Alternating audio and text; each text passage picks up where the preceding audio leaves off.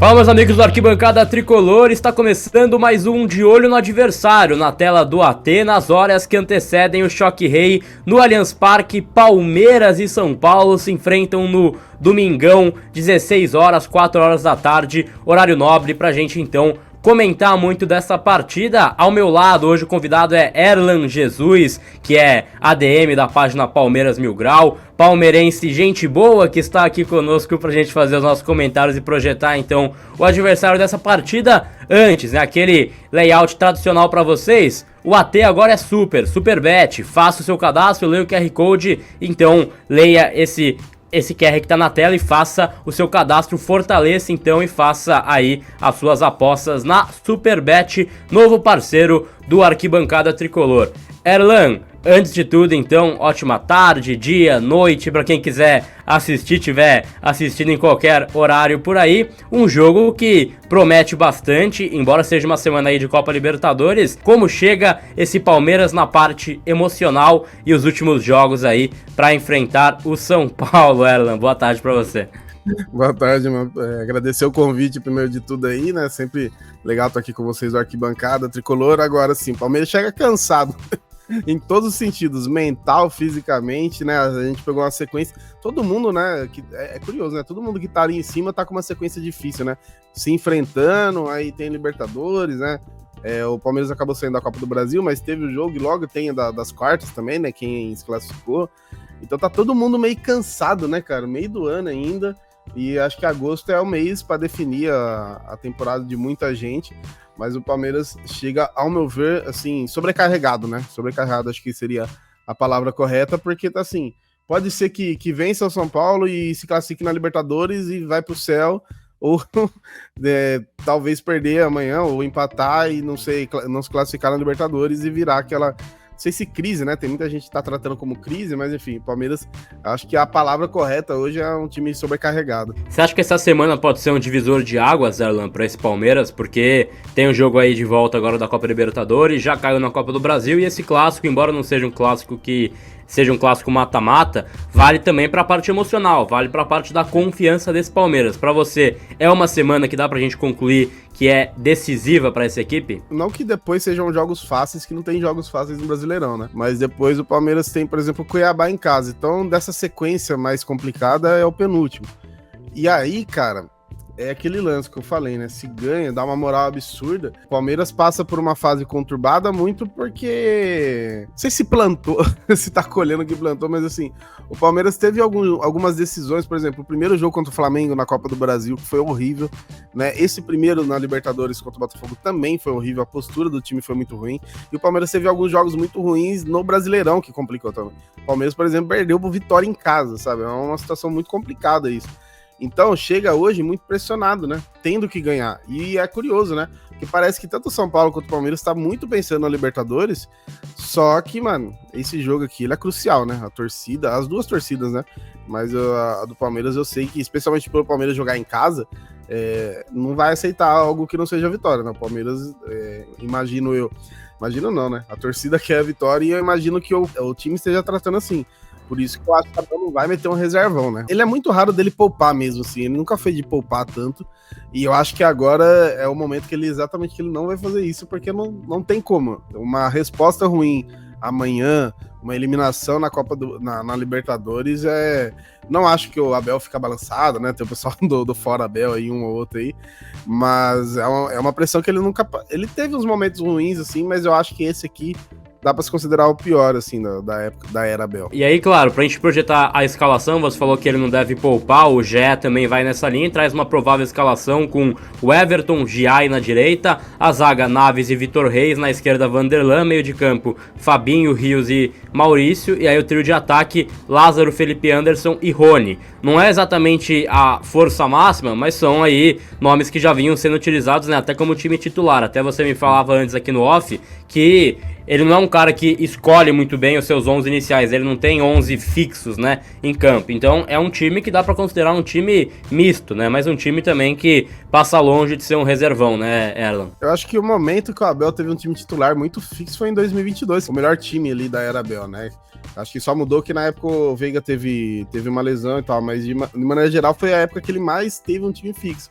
Agora, por exemplo, a gente pega esse time, o Gia e o Marcos Rocha, a gente não tem muito exatamente quem é o titular, porque em teoria seria o Mike, mas o Mike tá com muito problema físico, né, nessa temporada. Aí, beleza, o Naves e Vitor... Por exemplo, Naves e Vitor Reis é uma dupla reserva, entre aspas, só que com 3 zagueiros, o Vitor Reis é titular, né? É até engraçado, né, o Vanderlan virou reserva do Caio Paulista, né, cara, em quase 2 jogos, assim, quem diria, né? Fabinho realmente é reserva, o Richard Rios, que até outro dia era titular também, o Maurício foi titular na quarta e agora, né, entra nesse time misto, Felipe Anderson, Lázaro e Rony, né? O Lázaro foi reserva no último jogo e o Rony foi titular, né? Então realmente é um time misto mesmo, assim, na concepção da palavra mesmo, mas o Abel não tem os 11 titulares e essa sequência aí, ele mudou já umas 2, 3 vezes de time nessa sequência que a gente tá passando. Até agora o que melhor jogou foi o time contra o Flamengo no jogo da volta da Copa do Brasil, né? Que foi aquele jogo polêmico, teve o gol anulado do Flaco Lopes e tal. Eu acho que o Palmeiras poderia ter tido mais sorte naquela noite, mas foi o time que melhor funcionou. Só que aí ele repetiu esse time contra o Botafogo, com o Veiga de segundo volante, e foi um desastre. É complicado também, né? A gente critica o treinador e tá certo, é responsabilidade dele, né?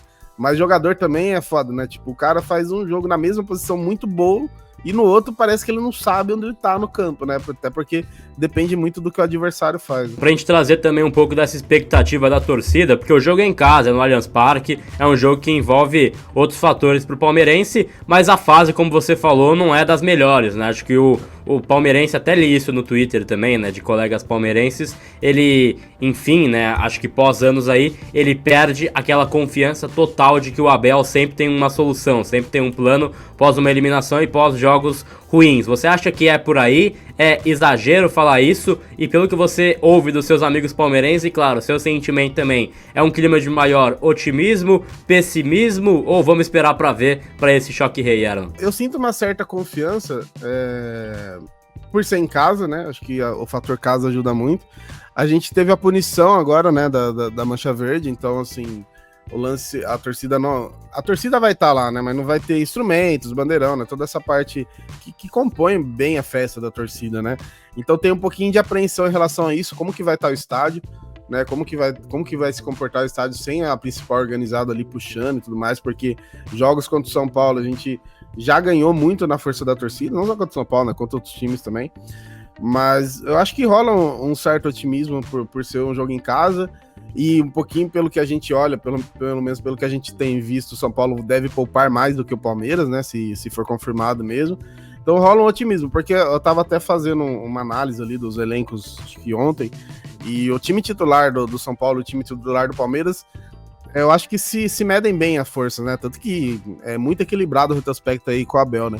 Só que eu acho que o time misto, reserva do São Paulo, cai um pouquinho a qualidade, né? Tipo, você tira um Lucas, tira um Caleri, né? Então é um nível, até o próprio, não sei se vai ser o Jandrei, mas tipo, de Jandrei para Rafael tem um nível bem diferente também, né? A gente viu nos jogos que o Rafael tava na Copa América.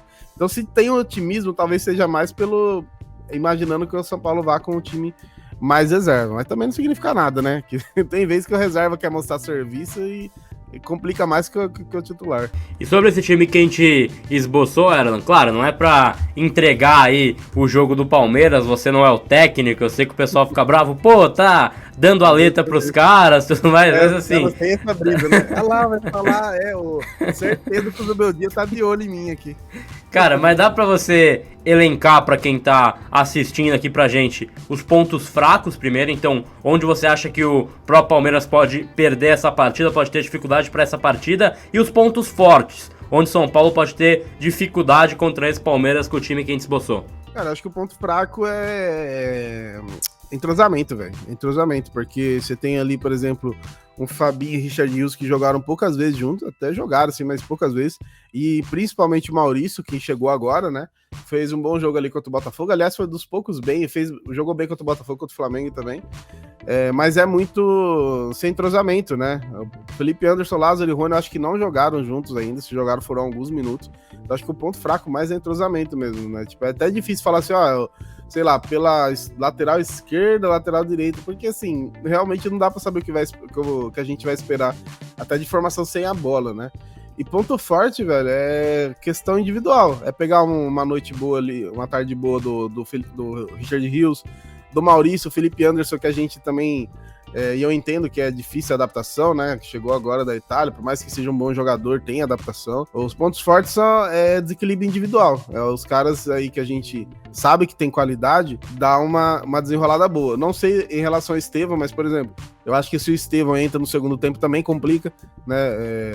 Pro adversário, a gente viu contra o Botafogo, ele entrou no segundo tempo ali e foi o cara que conseguiu tirar alguma coisa, né? O time tava jogando mal e ele, com o time jogando mal, ele ainda tira alguma coisa. Então eu acho que é mais a parada individual mesmo, que pode ajudar muito o Palmeiras, porque como tá sem entrosamento, não dá pra esperar muita coisa assim, trabalhada de treino e tal, né? Tudo bem que o Abel treina bastante, né? Mas não tá nem tendo tempo, né? Os times hoje, eles jogam, eles recuperam e jogam, né? Não tá nem tendo tempo de criar alguma coisa nova. Então vai mais no lampejo individual mesmo, para tentar dificultar. Para fechar, então, as duas últimas, que são tradição aqui do nosso quadro. Primeiro, a sua expectativa da atmosfera no Allianz Parque. Se tem parcial já de ingressos vendidos, né? O que você espera que o palmeirense que está no estádio pode fazer de diferente para essa partida? E o seu palpite? Eu sei que não vai ser um palpite favorável ao que a nossa audiência gostaria de ouvir, mas quero o seu palpite sincero para essa partida, Erlan. A última parcela, tá dando uma olhada aqui, foi de 28.100, mais 2 dias atrás. Então eu acredito que já deve estar na casa dos 30 e pouco, né? Dos 34, 35.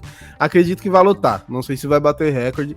Não sei como tá. Eu acabei não olhando os preços, mas o preço contra o Botafogo tá um absurdo. Então, mas eu acho que pra amanhã também não tá muito barato, né? Que não é muito barato. Mas eu acho que vai lotar. Como eu falei, tem a questão de não ter a mancha verde ali, mas né, tem as outras organizadas e tem o próprio torcedor também que vai precisar fazer seu papel. Então a expectativa é de estar um clima bom, né? Jogo muito futebol brasileiro mesmo, né? Domingo, 16 horas e tal. O jogo perfeito, assim. E qual que era a pergunta mesmo? Esqueci. O seu palpite pro jogo, né? Que eu sei que é. Eu não gosto de dar palpite. Mas, cara, sei lá, acho que eu aposto num 2x1 aí pro Palmeiras aí. Bem apertado, viu? Os dois times amassando. Eu acho que os dois times vão amassar um pouquinho a bola, não sei, não, viu, velho? Mas eu acho que é um 2x1 apertado. Fechamos com esse palpite, então. Meu palpite estará nas redes sociais do Arquibancada Tricolor. Erlan, muitíssimo obrigado pela sua participação, irmão. Faça o seu merchan pra galera que quer acompanhar o seu trabalho. Claro que é uma cobertura de um time rival da galera São Paulina, mas o Erlan é um cara muito gente boa, tá no Palmeiras Mil Grau. Faça o seu merchan, Erlan. Erlan Jesus aqui nas redes sociais, né, e Parmeira Mil Grau, é Parmeira, né, como fala no interior, assim, e, pô, a gente zoou o Corinthians, né, então quando o Corinthians tá perdendo, aí pelo menos não tem problema, né, todo mundo zoa junto, então pode seguir por lá que dá pra se divertir também. Show de bola, Erlan. Muito obrigado pela sua participação. A audiência também. Deixa o like, se inscreva no canal e fique ligado na nossa jornada esportiva a partir da 1 da tarde amanhã no Allianz Parque, no Arquibancada Tricolor. Deixa o like, muito obrigado pela audiência. A gente volta amanhã com mais informações, então, do Choque Rei. Tamo junto.